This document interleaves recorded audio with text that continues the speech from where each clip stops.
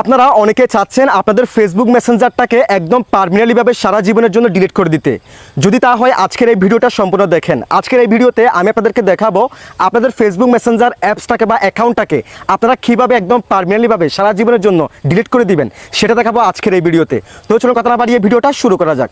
নিয়মিত এরকম important video পাওয়ার জন্য আমাকে ফলো করে রাখতে পারেন, যা আপনার অনেক কাজে দিবে। সো গাইস, আপনার মেসেঞ্জার অ্যাকাউন্টটাকে একদম পার্মানেন্টলিভাবে ডিলিট করে দেওয়ার জন্য ফার্স্ট অফ অল আপনি আপনার মেসেঞ্জার অ্যাপসটাকে ওপেন করবেন। দেন এখান থেকে 3 লাইন মেনু এই অপশনে ক্লিক করে দিবেন। এরপর এখান থেকে সেটিংসের এই অপশনে ক্লিক করবেন। এরপর একটু স্ক্রল করবেন। স্ক্রল করার পর একদম নিচে দেখেন পার্সোনাল ডিটেলস, এই যে এই বক্সে ক্লিক করে দিবেন।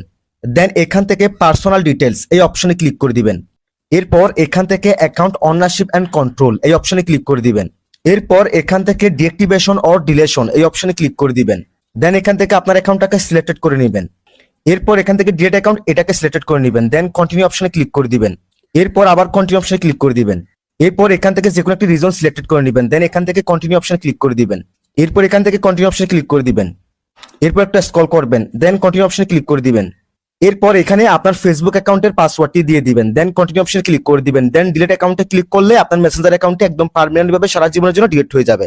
অবশ্যই একেবারে ডিলিট করতে চাইলে 30 দিনের ভিতরে আর লগ ইন করবেন না। যদি আবার 30 দিনের ভিতরে লগ ইন করেন তাহলে পুনরায় চালু হয়ে যাবে। যদি 30 দিন পর লগ ইন করেন দেখবেন আপনার অ্যাকাউন্টটা ডিলিট হয়ে গেছে। That's it.